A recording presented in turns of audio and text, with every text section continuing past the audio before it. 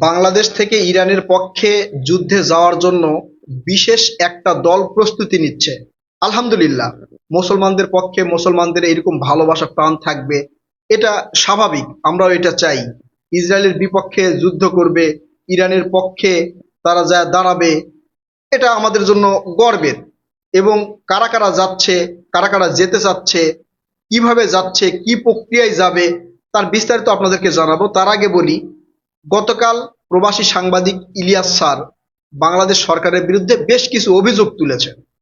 তিনি বলেছেন, এই যুদ্ধ পরিস্থিতিতে বিশ্বের প্রত্যেকটা দেশ তাদের নাগরিকদের নিরাপত্তার জন্য বিভিন্ন দেশ থেকে নিজের দেশে ফিরে আনতেছে, কিন্তু বাংলাদেশ এমন কোনো ব্যবস্থা গ্রহণ এখন পর্যন্ত করেনি। বাংলাদেশের নাগরিকদের নাকি জীবনের কোনো মূল্য নাই, প্রবাসে যারা আছে তাদের নাকি জীবনের কোনো মূল্য নাই, কোনো দামই নাই, তার ভিডিওর থামলেই নেই এই কথা লেখা ছিল যে আমাদের জীবনের কোনো দাম নেই। ভাই, এটা একদম পুরা মিথ্যা কথা এবং ডাহা মিথ্যা কথা। এই যে দেখেন, 189 জন বাংলাদেশিকে বিশেষ বিমানে বাংলাদেশে নিয়ে আসা হয়েছে দুবাই থেকে। অর্থাৎ দুবাই যারা এই যুদ্ধের জন্য আটকে ছিল তাদের ভিতর থেকে 189 জনকে বিশেষ বিমানে বাংলাদেশে নিয়ে আসা হয়েছে। এই বাংলাদেশের যে সরকার, নতুন সরকার, মানে বিএনপি যে সরকার গঠন করেছে, এই সরকারের বয়স কয়দিন হয়েছে ভাই? বাংলাদেশ কি এমন পর্যায়ে পৌঁছে গেছে যে সঙ্গে সঙ্গে একটা ব্যবস্থা নিতে পারবে, দ্রুত ব্যবস্থা নিতে পারবে? বলার সাথে সাথে বিমান দৌড় মারলো, দৌড়ে গিয়ে নিয়ে আসলো। সেই পর্যায়ে কি বাংলাদেশ এখন পর্যন্ত পৌঁছেছে? ভাই, সরকারকে কিছু সময় দেন। আপনার না জেনে না বুঝে মানুষকে বিভ্রান্তি করছেন। কেন বিভ্রান্ত করতেছেন আমি বুঝতেছি না। এই সরকারকে সময় দেন।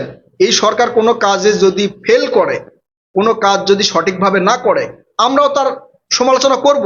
আপনারা দেখেন, যদি সমালোচনা না করি তখন আপনারা আমাদেরকে বলবেন যে আমরা সরকারের পক্ষে কথা বলেছি, এখন সরকারের অন্যায়, সরকারের ফেল, সরকার পারতেছে না, সরকার ইচ্ছা করে করতেছে না, তাদের সমালোচনা তো আপনারা করছেন না।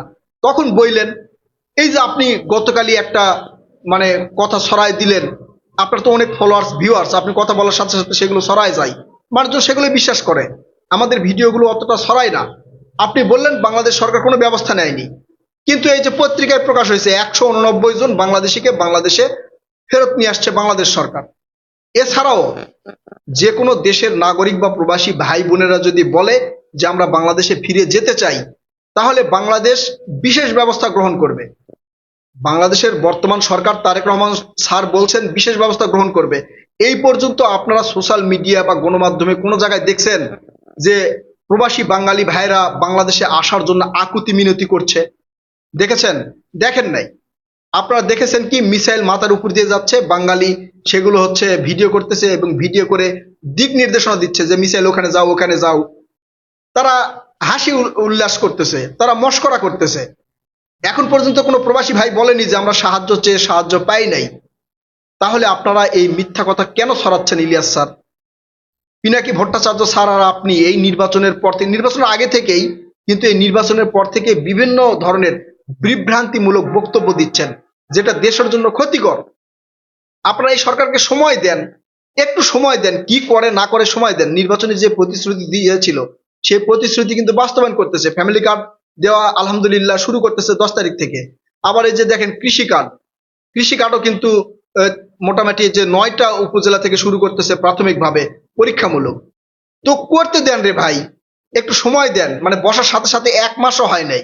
তো আপনারা যদি এই ধরনের বিভ্রান্তিমূলক মিথ্যা সমালোচনা করেন, তাহলে এই সরকার কোন দিকে যাবে বলেন?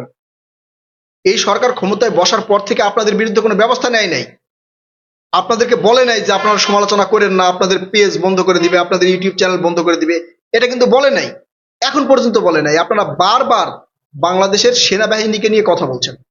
আপনারা যারা সাংবাদিক ইলিয়াস স্যারের ভিডিওটা দেখেছেন, তিনি সেখানে সেনাবাহিনীকে নিয়ে কথা বলেছেন, বলেছেন প্রবাসী ভাইদেরকে নিয়ে কথা। আলহামদুলিল্লাহ, প্রবাসী ভাইদের প্রতি আপনার ভালোবাসা আছে, আমাদেরও ভালোবাসা থাকা উচিত, আলহামদুলিল্লাহ। কিন্তু আপনি ওখানে রাজনৈতিক স্বার্থ হাসিলের জন্য বেশ কিছু কথা বলেছেন। কি কি কথা বলেছেন সেটাও বলতেছি। কিন্তু আপনি আর এই যে পিনাকি স্যার বারবার সেনাবাহিনীকে নিয়ে কথা বলছেন। সেনাবাহিনী আটার ব্যবসা করতেছে, সেনাবাহিনী ওই রাস্তার কাজ করতেছে, সেনাবাহিনী টেন্ডার নিচ্ছে। ভাই, আপনি একটু বিচার বিশ্লেষণ করেন, আপনি তো অনুসন্ধানী সাংবাদিক, তাই না? আপনি বিভিন্ন জায়গায় খোঁজ খবর নিয়ে দেখেন, এই যে এমপি মন্ত্রী চোর বাটপার যেই রাস্তাগুলো করেছে, সেই রাস্তার তুলনায় সেনাবাহিনীর মাধ্যমে যে রাস্তাগুলো করা হয়েছে, সেই রাস্তাগুলো আপনারা একটু পর্যবেক্ষণ করেন, শত গুণে ভালো হয়েছে। আমি বলতেছি না যে সেনাবাহিনীর মাধ্যমে যে কাজগুলো হয়েছে সেখানে দুর্নীতি হয় না, আমি বলছি না, সেখানে দুর্নীতি হতে পারে, আমি জানি না, কিন্তু সেনাবাহিনী যে রাস্তা করেছে আর এই চোর বাটপার এমপি মন্ত্রীদের মাধ্যমে যে রাস্তাগুলো হয়েছে, আপনারা তুলনা করে দেখেন, চোর বাটপারদের চেয়ে সেনাবাহিনীর মাধ্যমে যে রাস্তা হয়েছে বা যে কাজ হয়েছে সেটা শতগুণে ভালো হয়েছে, শত গুণে ভালো হয়েছে, টিকসই হয়েছে। দুর্নীতি হয়েছে কিনা সে বিষয়ে নিয়ে পরে আলোচনা করা যাবে, তর্ক বিতর্ক করা যাবে। তাহলে সেনাবাহিনীকে নিয়ে বারবার কটাক্ষ করা, সেনাবাহিনীকে নিয়ে বিভ্রান্তিমূলক বক্তব্য দেওয়া কেন দিচ্ছেন? আপনারা কি চাচ্ছেন আসলে একটু খুলে বলেন না। সেনাবাহিনীকে কি করতে বলতেছেন একটু খুলে বলেন না, আমরা শুনি, জাতি শুনুক। বিভ্রান্তিমূলক কথাবার্তা না ছড়ালে ভালো হয়। আর এই সরকারকে একটু সময় দেন। আপনি বলেছেন যে প্রবাসে যারা আছে, বিভিন্ন দেশে যারা আছে, তারা সবাই মিলে একটা ফেসবুক পেজ তৈরি করুক। আলহামদুলিল্লাহ, ভালো কথা, তৈরি করুক। সরকারের কাছে বিভিন্ন দাবি দেওয়া তারা তুলে ধরুক, আলহামদুলিল্লাহ, তুলে ধরুক, কোনো সমস্যা নাই। এবং তাদেরকে আমরা সাপোর্ট করব। তারা যে দাবি দেওয়া তুলে ধরবে তাদেরকে সাপোর্ট করব, কারণ তাদের রেমিটেন্সে বাংলাদেশ চলে। আপনি সত্য কথা বলেছেন, কিন্তু এর মাধ্যমে আপনি রাজনৈতিক ফায়দা হাসিল করবেন, বিভিন্ন ছোটখাটো একটা ভুল ত্রুটি আপনি সামনে নিয়ে এসে বলবেন রেমিটেন্স শাটডাউন করে দেন, বা এ করে দেন সে করে দেন, মিথ্যা ভুল ভ্রান্তি ছড়াই দিবেন।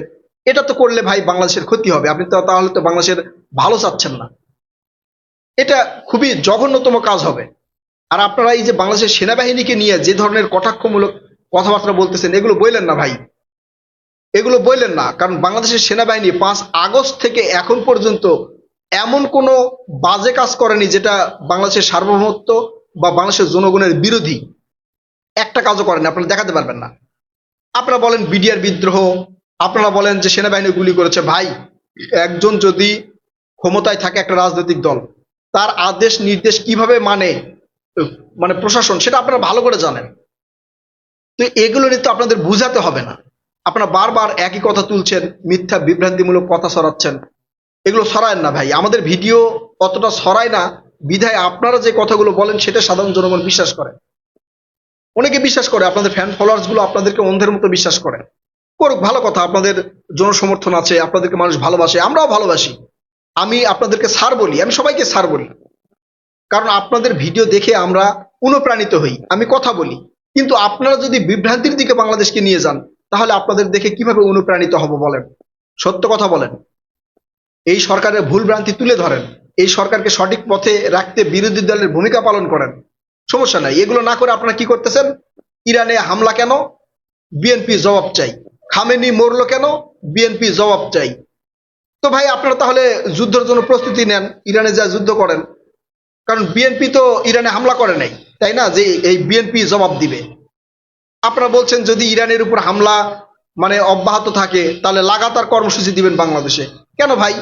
আপনারা সরকারের কাছে দাবি করেন যে আমরা বাংলাদেশ থেকে ইরানে যেতে চাই, ইরানে গিয়ে যুদ্ধ করতে চাই। আমরা তো ফিলিস্তিনের সময় দেখেছি, আপনারা কতজন ফিলিস্তিনের পক্ষে যে যুদ্ধ করেছেন আমরা দেখি নাই।